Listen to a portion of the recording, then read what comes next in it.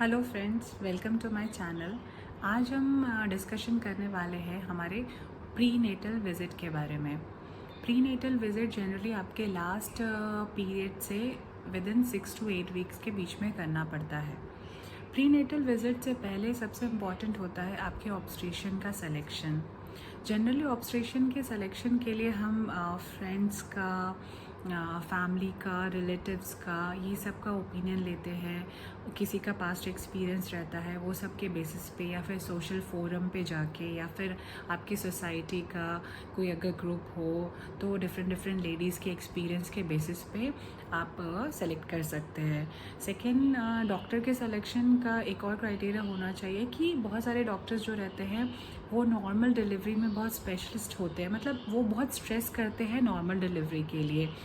तो जिनको भी, मतलब जैसे जिनको बहुत प्रेफरेंस है नॉर्मल डिलीवरी का, तो वो प्रॉपर इन्वेस्टिगेशन करके, रिसर्च करके ही डॉक्टर सेलेक्ट करें। नहीं तो आजकल क्या हो गया है, बड़े बड़े हॉस्पिटल्स में इतना ज़्यादा टाइम नहीं रहता है, हर एक डॉक्टर बहुत ज़्यादा बिजी रहते हैं, तो एक पेशेंट पे इतना ज़्यादा टाइम नहीं दे सकते। इसलिए कभी कभार ऐसा पाया गया है कि उन लोग नॉर्मल डिलीवरी में अगर बहुत ज़्यादा टाइम लग रहा है तो उन लोग सी सेक्शन के लिए ये करते हैं, स्ट्रेस करते हैं, या फिर बहुत सारे मॉनिटरी ग्राउंड्स के को भी कंसिडर करके नॉर्मल डिलीवरी की जगह पे सी सेक्शन परफॉर्म कर दिया जाता है। मैं किसी को एलिगेशन नहीं लगा रही हूँ, लेकिन अपने बहुत सारे फ्रेंड्स से रिव्यूज़ लिया मैंने, बहुत सारे से डिस्कशन किया, तो ये फैक्ट्स एंड फिगर्स मुझे पता चली, मतलब डिस्कशन में मुझे ये सब चीज़ें फाइंड आउट हुई।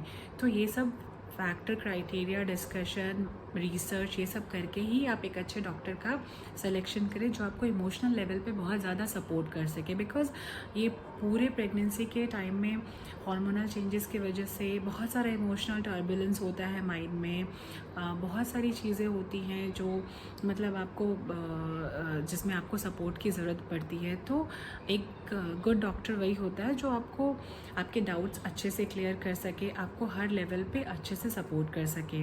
मैंने जो गायनाकोलॉजिस्ट अपने टाइम में सेलेक्ट किया था वो अपने मिड 40s में थी, and she was like an elder sister to me. उसने पूरे प्रेगनेंसी भर मुझे इतना काम, इतना कंपोज रखा, मेरे सारे डाउट्स, मेरे सारे क्वेरीज़ को उसने इतने अच्छे से सॉर्ट आउट किया, आंसर किया, मतलब मुझे कभी भी पैनिक नहीं होने दिया। मतलब पूरा प्रेगनेंसी जो है बहुत ज़्यादा स्मूथ रहा मेरा उस डॉक्टर के साथ। तो मैं यही आपको रिकमेंड करूँगी कि अपने गायनेकोलॉजिस्ट के सिलेक्शन में आप बहुत अच्छे से रिसर्च करें, क्योंकि आप बार बार अपने डॉक्टर्स चेंज नहीं कर सकते हैं। इसलिए फर्स्ट जो शुरू से डॉक्टर रहेगा वो आप कंटिन्यू करें तो बेटर रहेगा। सेकंड जो है हॉस्पिटल का सिलेक्शन भी बहुत ज़्यादा इम्पॉर्टेंट होता है।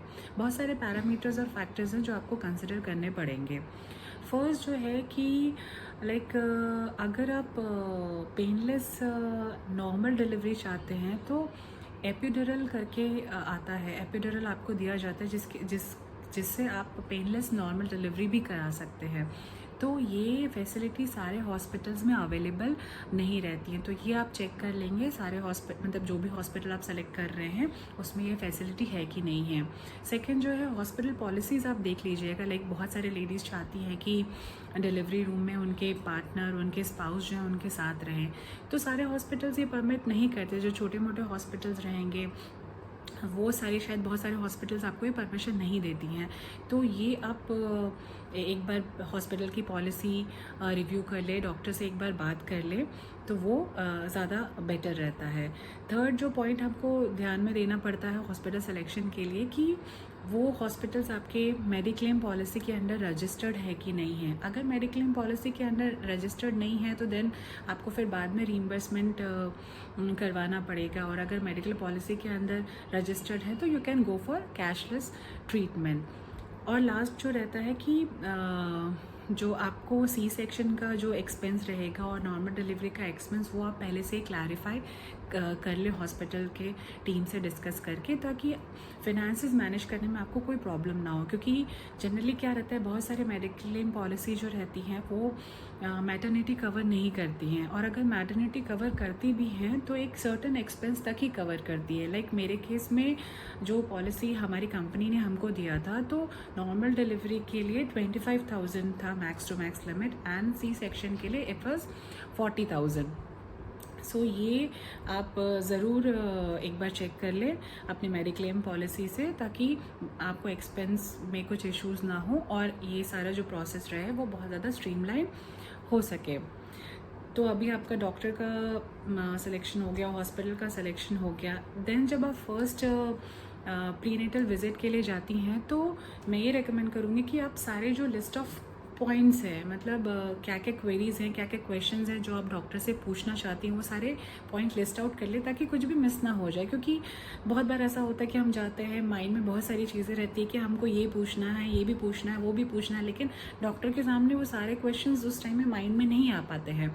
तो अगर हमारे पास लिस्ट ऑफ पॉइंट्स रहेंगे तो हम एक एक करके डॉक्टर से सारे इश्यूज़ अपने क्लैरिफाई कर सकते हैं ताकि बाद में कुछ मिस ना हो जाए।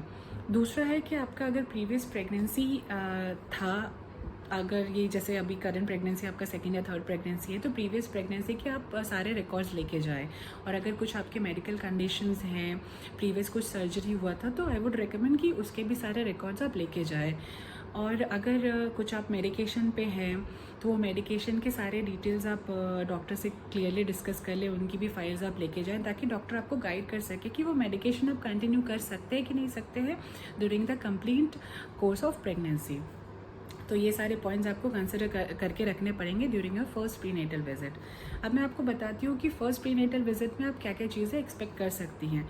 लाइक आप जाएंगी तो डॉक्टर्स बहुत सारे क्वेश्चंस आपको पूछेंगे। सबसे पहले तो आपका हाइट मेजरमेंट होता है, वेट मेजरमेंट होता है, आपका बीपी मेजर करते हैं, आपकी फ़ाइल प्रिपेयर होती है। देन उसके बाद फिर डॉक्टर जो है आपसे क्वेश्चंस पूछेंगी लाइक आपका लास्ट पीरियड डेट, आपके पीरियड्स रेगुलर है कि नहीं है, फिर आप कौन सा बर्थ कंट्रोल मेजर अडॉप्ट करती हैं, कुछ मिस कैरेज के हिस्ट्री था कि नहीं था, इसके पहले आप प्रेग्नेंट हुई थी कि नहीं हुई थी, कुछ इश्यूज़ थे कि नहीं थे, कॉम्प्लिकेशंस थे कि नहीं थे।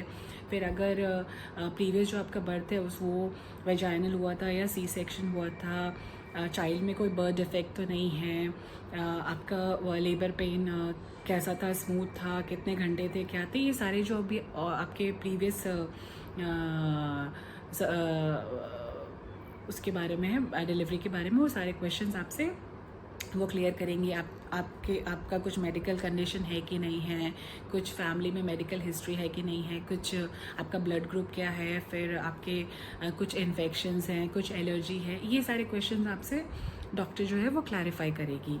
ठीक है। देन उसके बाद होता है कि फाइनली वो आप प्रेग्नेंट हो कि नहीं हो उसका फाइनल कंफर्मेशन। आपने तो घर में टेस्ट कर लिया, बहुत सारे किट्स आते हैं, उसके बेसिस पे आपने टेस्ट कर लिया कि फाइन ठीक है यू आर प्रेग्नेंट, लेकिन एक फाइनल कंफर्मेशन एक डॉक्टर जो है चेक करेगी। अगर आप 3 मंथ से लेस प्रेग्नेंट हो तो वो पर्सनल एग्जामिनेशन करती है। वो पर्सनल एग्जामिनेशन आप किसी भी साइट वाइट पे आप जाएंगे, गूगल पे आप चेक करेंगे तो आपको पर्सनल एग्जामिनेशन कैसे होता है वो आपको पता चल जाएगा। वो डॉक्टर आपका यूट्रस एग्जामिन करती है, उसके बेसिस पे वो बताएगी वेदर यू आर प्रेग्नेंट और नॉट। और अगर आप 3 मंथ से ज़्यादा प्रेग्नेंट हैं तो वो सोनोग्राफी में ईजिली पता चल जाएगा। तो सोनोग्राफी आप करवा लेंगे तो आपको ये कंफर्म हो जाएगा कि आप प्रेग्नेंट हो कि नहीं हो। तो फिर उसके बाद अगर एक बार कंफर्मेशन हो जाता है तो आपको बहुत सारे ब्लड टेस्ट, यूरिन टेस्ट, आपके HIV टेस्ट, शुगर टेस्ट, ये सारे टेस्ट आपको करवाने पड़ते हैं। ड्यूरिंग फर्स्ट प्रीनेटल विजिट में ही आपको सारे टेस्ट प्रिस्क्राइब किए जाएंगे जो आपको करवाने पड़ेंगे। ठीक है। उसके बाद फिर फाइनली मैंने ऑलमोस्ट सारे पॉइंट्स मैंने कवर कर लिए। फिर भी अगर आपको कुछ भी डाउट्स हो, कुछ भी इश्यूज़ हों तो आप मुझे मेरे कमेंट सेक्शन में पूछ सकते हैं। तो मैं रिसर्च करके या फिर अपने फ्रेंड्स का एक्सपर्टीज़ लेके या अपने डॉक्टर का एक्सपर्टीज़ लेके मैं वो सारे डाउट्स क्लियर कर दूँगी। मैं कोई डॉक्टर नहीं हूँ। मैंने जो भी चीज़ें आपको कन्वे की हैं वो अपने एक्सपीरियंस के बेसिस पे, अपने फ्रेंड्स, अपने नियर एंड डियर वंस के एक्सपीरियंस के बेसिस पे ही मैंने आपको ये सारे डाउट्स जो मैंने आपको है वो सारे कुछ बताया। मेरा एक्सपीरियंस जो फर्स्ट प्रीनेटल विजिट का था ये बहुत सिमिलर था। इसी जो चीज़ें मैंने एक्सप्लेन की उस हिसाब से ही था। बस मेरे साथ जो इशू हुआ था जब मैंने सोनोग्राफी करवाया था कि वेदर आई एम प्रेग्नेंट और not, that time I was 5 weeks and 4 days pregnant. तो उस टाइम फर्स्ट टाइम मुझे मेरे बेबी का हार्ट बीट सुनाई नहीं दिया था। तो I got really very scared because मैं थोड़ी ओबेस साइड पे हूँ, तो जनरली जो थोड़े हैवी वेट साइड पे होते हैं तो उनका जो बेबी का हार्ट बीट है वो थोड़ा लेटर स्टेज ऑफ प्रेगनेंसी में सुनाई देता है, बहुत अर्ली में आपको नहीं पता चलेगा। तो फिर सेकेंड बार जब मैं गई थी तो that time I was 6 weeks and 4 days pregnant. तो उस टाइम में भी मैंने जब नॉर्मल सोनोग्राफी करवाया तो भी मुझे बेबी का हार्ट बीट नहीं सुनाई दिया था, तो मुझे बहुत ज़्यादा ही टेंशन हो गया था। तो उस टाइम में फिर मेरे डॉक्टर ने TVS का किया था, दैट इज़ ट्रांसवेजाइनल सोनोग्राफी। तो उसमें मुझे बेबी का हार्ट बीट सुनाई दिया था, which was like a wonderful experience for me. मुझे अभी भी वो दिन बहुत बहुत बहुत अच्छे से याद है। तो चलिए ठीक है, आप लोग अपनी प्रेगनेंसी को एंजॉय कीजिए, जर्नी को एंजॉय कीजिए। Good night, bye.